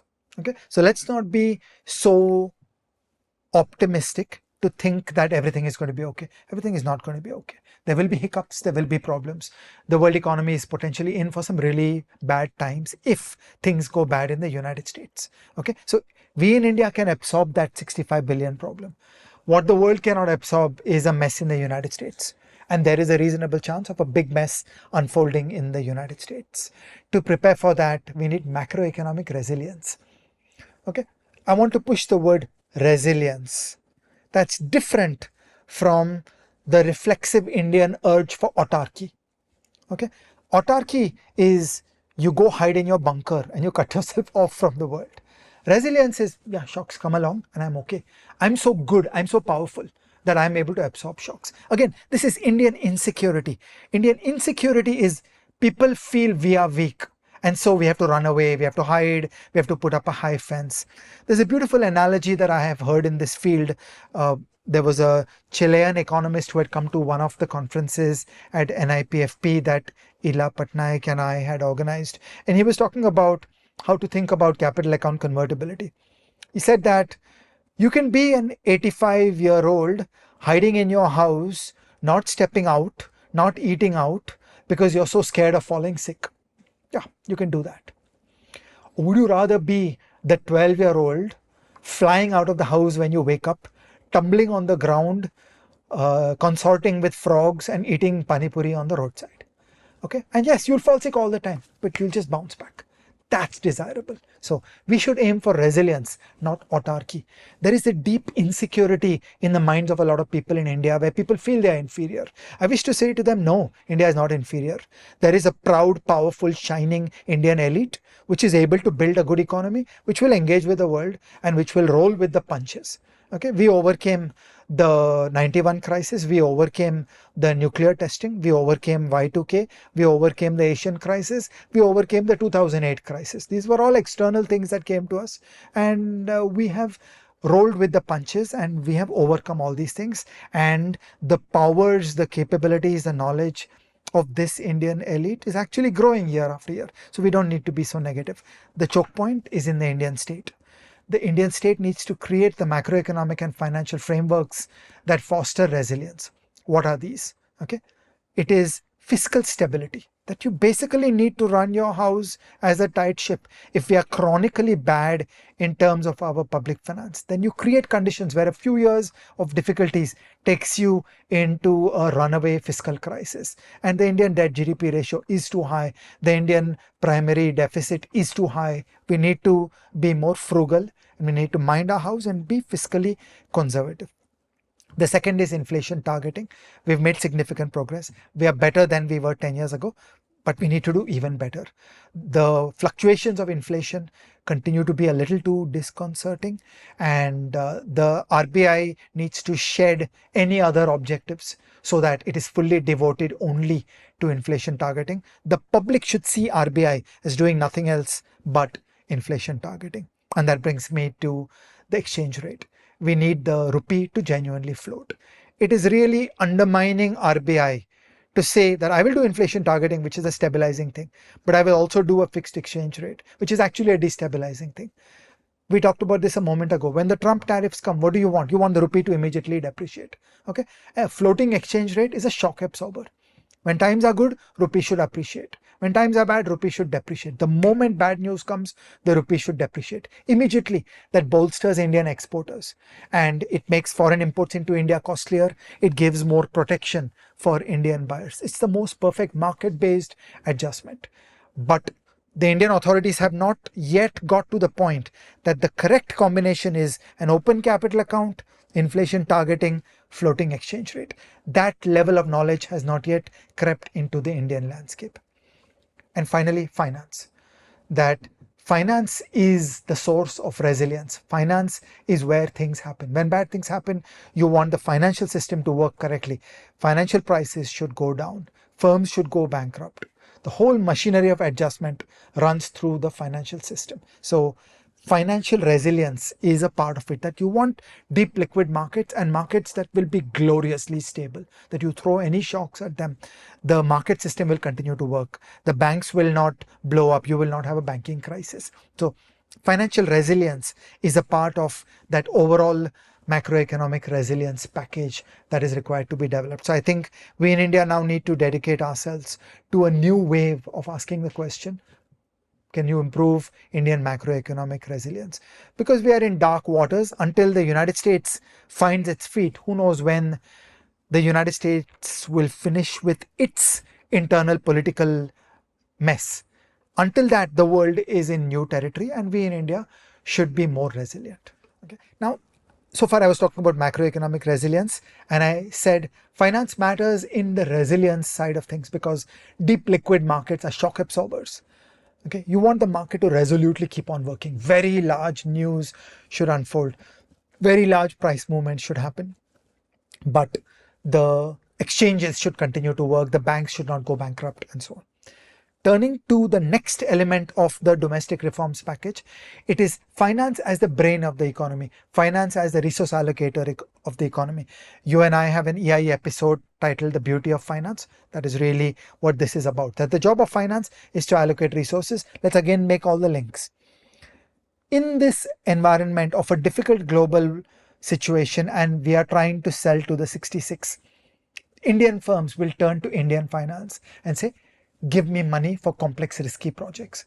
The Indian financial system needs the brain of understanding those complex projects and needs the depth of being able to put down $5 billion, $10 billion for complex firm building that needs to be done to grapple with this. Indian firms have a lot to do to reorient away from the United States towards the 66, and that will take money. That money has to come out of the Indian financial system, which includes global players sitting in Bombay. You need Goldman Sachs in Bombay who will work on the financing problems of the Indian companies. Then I want to come to a non-traditional thing, which is the information space. Okay, so I've increasingly started understanding that the modern information space has become more cloudy. Okay, there's just a lot more noise and there is social media.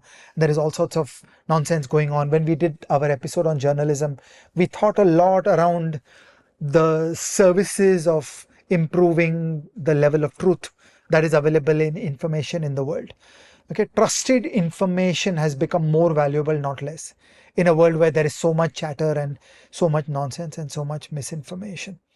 Now, this connects deeply to economics, okay, both in terms of the state of the economy and the stance of the policymakers. Think about it. Policy is always an incomplete contract. Okay, so I have a blog article around this.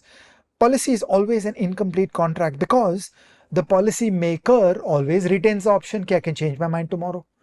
How do you stabilize the private sector? Okay, so if we did a trade liberalization and we got a tariff down from 100 to 10, in theory, I can always go back from 10 to 100. What stabilizes the private sector is something much more than the announcement. It's the team. It's the philosophy. It's a communication strategy. It is pouring concrete of credibility around the steps that were taken so that people start thinking, wow, these people, this team, they really get these things. They understand these things deeply. It's the personal intellectual credibility and the writings and the communication strategy adopted by the government, which pours concrete on top of a mere law. So it's more than just a mere law. It's a communication strategy that is also required. And I don't mean to say you have to do propaganda that, oh, we are so great. But you have to show the full logic and the rationale of where this came from. What are you thinking? It's not just a stroke of the pen reform. It is 10, 20 people who understand this, who are all part of a policy team. And speaking the truth, honestly admitting problems creates the best environment for dealing with hiccups which will come along. There will be problems in the future. At that point, the government needs the currency of trust. That when a next crisis arises, do you believe the government is telling the truth? Or do you believe the government will just do propaganda? Will they just try to always keep on saying things are great, things are great, things are great? It actually is a very important, healthy thing for a country that the government prioritizes telling the truth, and truth speech is what is seen and expected of the government. So when events happen, people are not turning to the New York Times for an accurate narration, but are willing to look at Indian policymakers who are both saying, this is what has happened, this is the way we see it, this is how we will respond. That full package is actually required in dealing with the unfolding situation that is coming. So it helps greatly to think of management of the information space done at a new level of quality, as opposed to some fatwa. If you come down from the mountain with the 10 commandments, it's less good than getting the full logic and the rationale and seeing a team and trusting the team and respecting the team. If the team has the intellectual cred and the firepower that we know these things, we understand these things, then the private sector gets stabilized that, okay, yeah, there will be a future, but we trust these guys will behave in certain ways. Okay. And finally, I want to come to economic nationalism. Foreign firms are treated badly in India. We should fess up around this and we should change course. There are just so many things that are done in ways that are not fair to foreign firms operating in India. On this, there are two parts that matter. One is tax treaties. Okay, so India needs to graduate to the OECD tax treaty so that we are not double taxing each other. And I have mentioned a principle already that you do not tax non-residents. And so we just get out of this whole jamela of trying to go after foreign firms operating in India with tax demands. On top of this, there is a very important field called bilateral investment treaties, where the Indian state promises a flow of insurance-like payments when a foreign company gets expropriated in India. We talked about the BITs in the EIE episode on FDI. So this whole package of how we treat foreign companies needs to change, and that is part of deep trade integration into the world.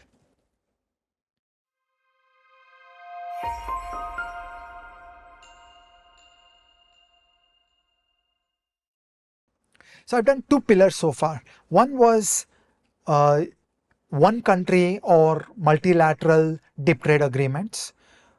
Start at the Indo-UK FTA, start building an Indo-UK DTA, and do that with the European Union, do that with Japan. And hey, why stop there? Build a new WTO, which is based on extreme conceptions of trade liberalization, where you just walk out of all the traditional Indian economic nationalism. So you take any idea you've got in Indian economic nationalism and write it down and remove it. So we do globalization completely. Second part was a whole bunch of the domestic things that need to be done with this priority that, okay, the United States is embroiled in great turmoil. For some years, the United States is not doing well. It's about a third of global trade in goods and services. So we have to focus on the remainder of the West, that is the advanced economies of the world, who now are the prime target for Indian economic activity.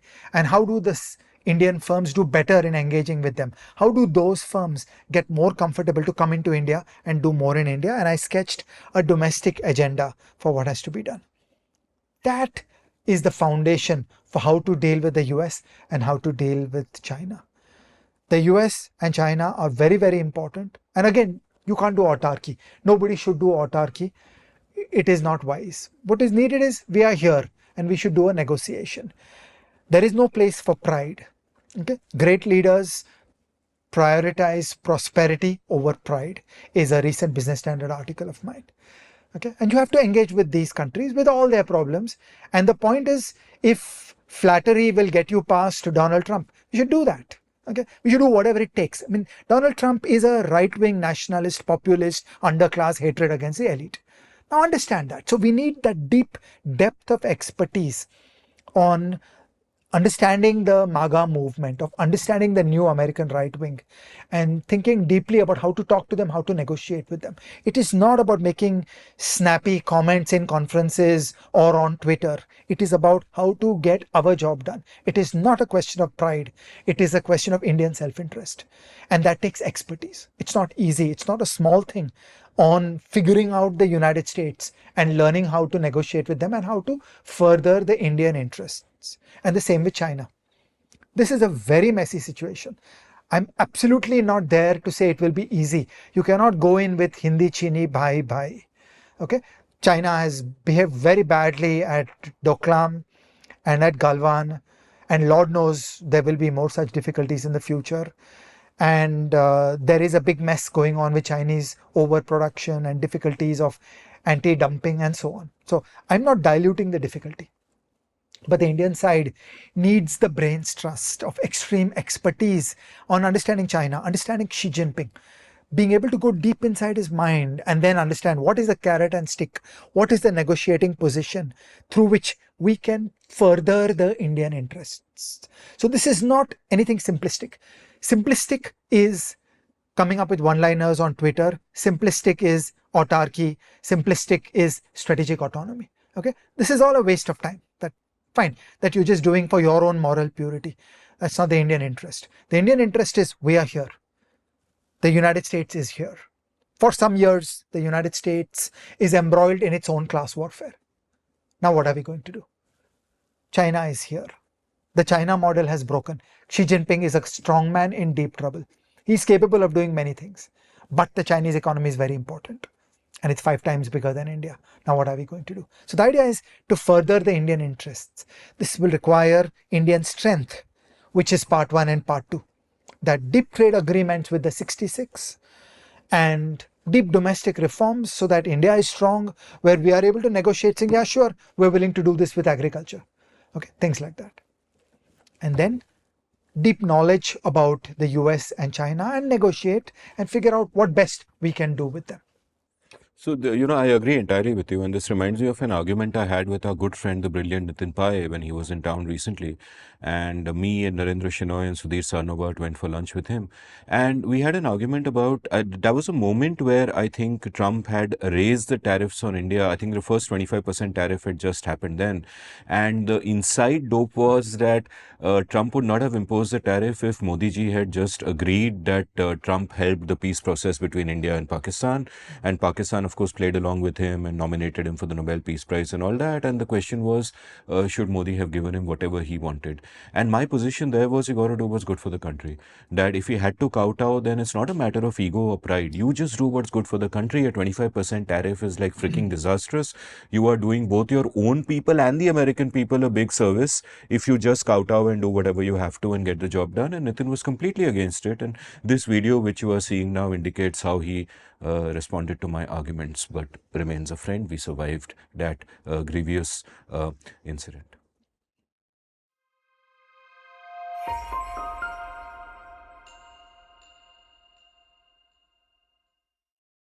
So Amit, I'm finished with my main story. We'll do 2 more chapters at the end on what's a firm to do and how to nurture this public policy process. How do you feel about all the things we have discussed today? So, your next 2 chapters actually are very pertinent because they are calls to action and they contain practical advice.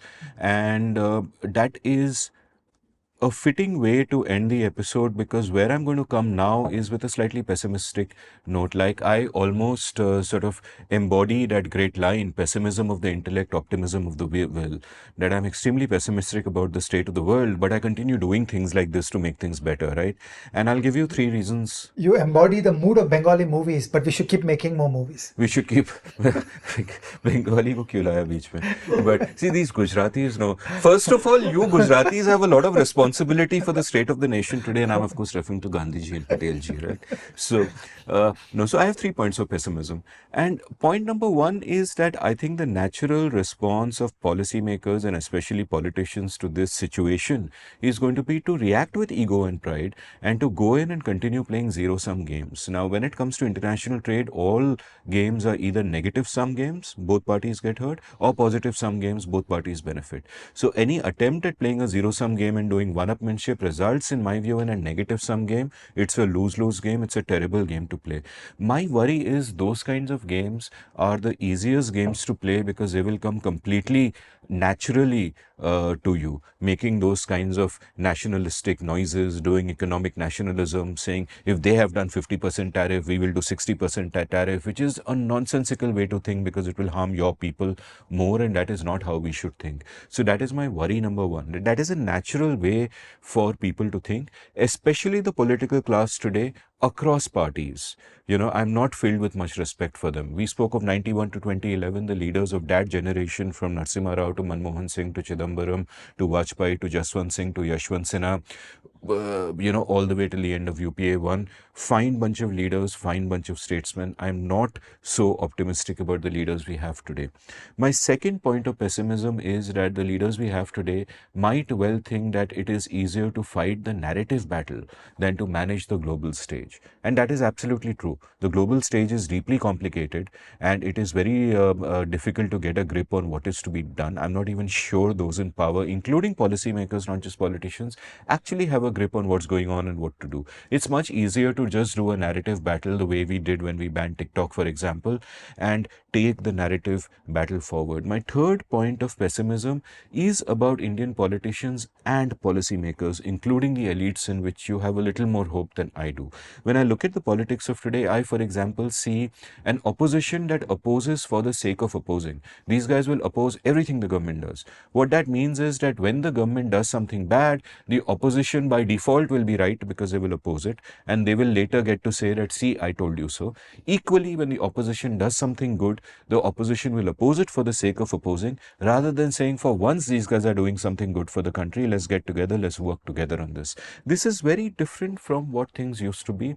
In our episodes in the 91 reforms and in episode 28 of this show, The Reformers, we discussed that once upon a time, politicians used to work across parties. Chidambaram and Jaitley would talk to each other. Sushma Swaraj was giving suggestions to UPA 1 on how to,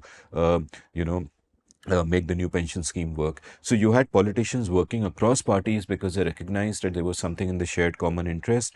That has gone to hell, and that makes me sad. And when I look at the policy ecosystem, I really think that a lot of the big names that we valorize for what they did, from the late 70s to build up the momentum to 1991 and the 20 years after that, I feel like that was an outlier community. I'm not sure if this community has the same intellectual heft. My little rant about the Indian elites is that the Indian elites today are deeply mediocre, that the ecosystem of elites has been very small. You tend to have, English speaking kids in the big cities, often going to American universities, getting a degree from Columbia or Harvard or wherever, and coming back. And because the system is so mediocre, mediocrity rises within that system and gets celebrated, and everybody sticks to conventional thinking, and everybody does the whole status quo bias thing, and therefore change is extremely hard. People are reluctant to think independently or do anything that might imperil them, and therefore we get stuck in really bad places. And this is true of the bureaucracy and the policy community as well. So these are my 3 points of pessimism, and therefore I feel that my exhortation to everybody watching this is that if you are convinced by the ideas that we have expressed, by the need of India to lift the remaining people that we still have in poverty, to lift them up with a high rate of growth and to join the world economy, then you have to be vocal about it. You can't be a passive observer. You can't just sit there and watch. I did a great episode of The Seen and the Unseen recently with Gurcharan Das, where he spoke of how in the early 1990s, he wrote to Manmohan Singh, and he asked Manmohan Singh that, why are you doing reforms by stealth? That was a phrase he used, because when Narasimha Rao and Manmohan Singh would sell the reforms to the public, they would not call them by their name. They would say, oh, this is a better form of socialism and blah, blah, blah. And Nehruji would have liked it, Indira would have liked it, all of it, which was rubbish. It was a repudiation of socialism.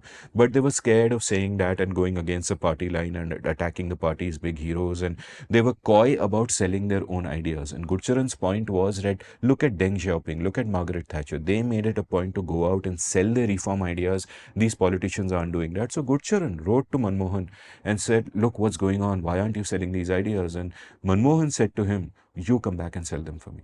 I did an episode of The Seen and the Unseen with Naushad Forbes. Naushad Forbes told me a story about how a bunch of industrialists met with Manmohan Singh when he was finance minister. And at the end of it, Manmohan took Naushad aside and told him that, listen, everything that you just said in the meeting, I want you to say it outside. Right? So it needed to be sold, and it needs to be sold. If you watching this, gentle readers, are convinced by these arguments and you believe that this is the direction we should go in, you should be vocal about it, because I am a little pessimistic for the three reasons I gave, but hopefully, what we build here resonates through the times. Maybe change doesn't happen today. Maybe it happens 5 years from now. Maybe it happens 10 years from now. In my episode with Montek Singh Ahluwalia on the Seen and the Unseen, we spoke about how since late 1970s, there was a community of reformers building the ideas that were eventually implemented or began to be implemented in 1991. So it's important to build that ideas and to lay the groundwork down. So that is sort of how I feel about it. As you can see, a little pessimistic. Feel free to respond. And No, I'm exactly there. Okay. So the chunk that I wanted to do here was, how does all this ever happen? Okay. How will the government side of this ever turn into reality? And everything you said is precisely where I am. We have the EIE episode, The Long Road to Change.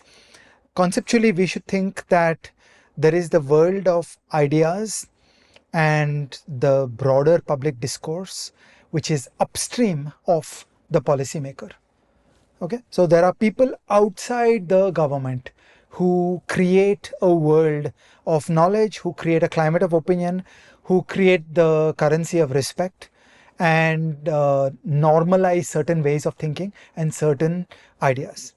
And then you get to the thinking of the secretary and the joint secretary. For too many people in India, the theory of change is that somehow I will go whisper to the joint secretary and the joint secretary will implement the reform. This is a very poor understanding of the world. The joint secretary is a full person and she has her own thought process and her own views. And she is building her worldview and she is building a series of actions that flow out of a certain philosophy. The only useful and meaningful engagement is to be upstream of that, to offer ideas and knowledge that are different from her conventional thinking. If people are going to say to the joint secretary, sir, you are great, tell us what you would like to get done, we will help you to do it, then that's really not very useful, and the joint secretary is fully able to buy the services of KPMG and PwC and Bain Consulting and get hands to implement stuff. There's not that much value in doing that downstream implementation stuff. What matters in the theory of change is the creation of new knowledge, of ideas, of the public discourse, of the climate of opinion, whereby the views of the Indian elite can start shifting and become something different. So that's the theory of change. That the reforms of 1991 did not happen because somebody went to Narasimha Rao or Manmohan Singh or Ashok Desai and say, sir, what would you like us to do for you? Okay, which is the stance of most policy orgs in India today who are subservient to the policymaker. But rather, there was a glorious community of thinkers who were upstream of the policymakers and who for 10 years had been writing articles about how this is wrong and that is wrong. And that is what created the conditions for progress. So this is my chunk on how to think about the journey to change. That take the Trump tariff situation, take the main body of this episode that we did today, and then now think about the long road to change, which is the EIE episode, which is how can these ideas proliferate and reshape the thinking of the politicians and the senior bureaucracy. Andrew Breitbart once said that politics is downstream of culture. And that's what I've always believed, that, you'll have these policy advocacy people and these think tanks aiming at bureaucrats and aiming at politicians. And I'm like, no, they are supply responding to demand. You have to change the culture. And the nuance I would add to this is that the culture is not one thing. There is mass culture, popular culture, and there is elite culture. And you have to change both. And these are the margins on which we must operate.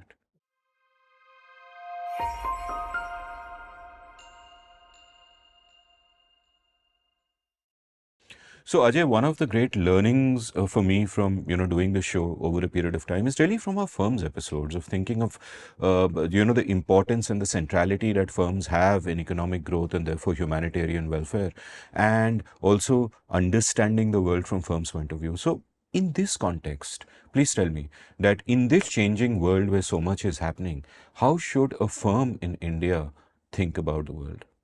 So here is a list of ideas. The first is that with the United States, it may even be that they are mercurial and things will change. From 50 it'll go to 30, from 30 it'll go to 300. Okay, by the way, the Senate bill has secondary oil tariffs of 500%. 500%. Okay, Trump is being mild, saying only 25%.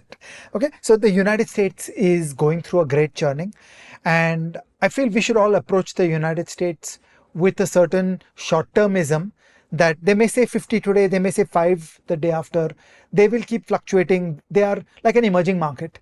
So we should not make long-term plans around the United States. We should be opportunistic around the United States. But you cannot take the United States as a country of principles and frameworks and long-term, which is all the things we say about advanced economies. So this is the first point about the United States. The second point about the United States is that with all these tariffs, United States exports are going to be damaged. This may open up new opportunities for Indian firms. So who is an Indian firm that is competing with an American product in the Belgian market? Okay, maybe the American seller is going to face new difficulties because of all the tariffs that are hindering the cost structure of that American firm. So that's an interesting angle, that actually maybe this is an opportunity, because a big drop in American exports is going to come, and are there opportunities for Indian companies to take that? The third, we already said that the American buyer will switch her loyalty from an Indian seller to a Vietnamese seller. But in global general equilibrium, finally, the same goods get produced. And the Indian sellers just have to prioritize the 66% of global trade that is rich countries minus United States. Okay, so think OECD, figure out Canada, figure out Japan, figure out European Union, figure out the UK. There is a nice treaty, use the treaty, and so on. So all of us in India have been a little over invested in the United States. We should do less with the United States. We should emphasize other countries. Finally, in this fluctuating global environment, the race will go to the nimble. Okay, could it be that Indian companies can be more entrepreneurial and more nimble and do things more dramatically and more quickly compared to the way some global companies operate? Nimbleness could be a killer app. Okay, and here's the story. You know that on the 21st of June 1941, the German army invaded the USSR, and they basically got essentially 1,000 kilometers inside Soviet territory. Okay, and this was the industrial heartland of the USSR. Under fire, the Soviets dismantled entire factories and took them away to Central Asia and reassembled those factories and got up and running doing war production using those factories. That's how I feel today, that if there's a 50% tariff in India, dismantle the entire factory, take it to Sri Lanka. Okay, this is thinking out of the box, that why should the factory have to be in India? How difficult is it to dismantle an entire factory and put it into a zero tariff country? Okay, and so on. This is nimble, out of the box thinking that the firms have to do. So the firms should engage with globalization more, not less, because you have to get your profits done out of 2/3 of the world market. Earlier, you were emphasizing the United States, which was about 1/3 of the world market. Now you do the remaining OECD ex-US with a couple of other non-OECD members. And the firm's objective is to get all that same overseas activity done while not trusting the United States, while not counting on the United States. This will take effort, energy, innovation, cleverness, nimble, fancy footwork, and an endless strategic journey of productivity gain, the kind of things we have talked about many times. For example, the Moore's Law episode. I have a question for you and an anecdote.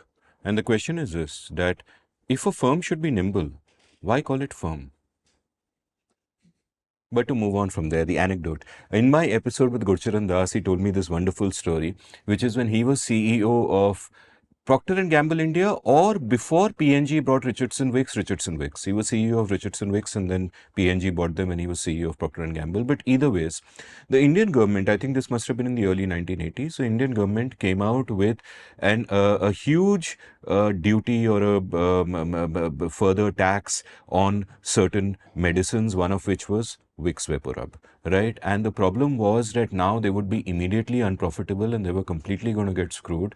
And therefore, Gurcharan had a meeting of all his top people to figure it out. And it's like, what do we do? Because this new tax on Vicks Vapor, on medicines like Vicks VapoRub means we're completely destroyed. And then one guy, coyly, from a corner, said that, hey, I just realized something. That number one, Vicks VapoRub is compatible with Ayurveda, that it has Ayurvedic formulations within it. And number two, there is no tax on Ayurveda. Right. So here's what they did. Within 24 hours, they put together a proposal of an entirely new medicine, which was basically entirely the same medicine, but now it was called Vips Vaporub Ayurvedic Rub or whatever. And they sent it to the ministry, and the bureaucrat there looked at it and realized that these people are pulling this one on me, but it is by the letter of the law. It is Ayurvedic. The formulation are there. It was passed. At the same time, Ajay Shah, Gurcharan decided that this is going to do amazing things for the company, because instead of being sold in something like 50,000 medical outlets, it will now be sold at 4 million outlets, because Ayurvedic formulations can be stocked at panwalas. So he recognized that the product was going to explode, and therefore he said, I will give stock options to every single person in the company down to the lowest peon.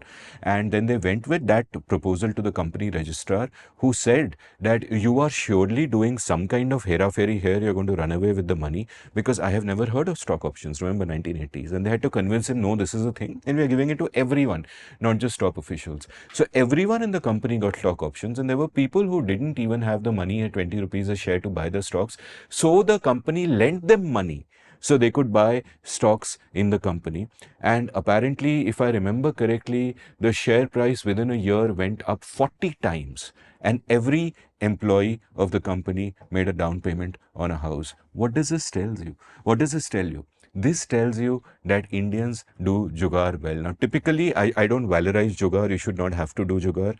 But we can adjust. We can be nimble. Our best firms are our best nimbles, as it were. And this Ajay Shah gives me great hope. A nimble firm, a firm nimble.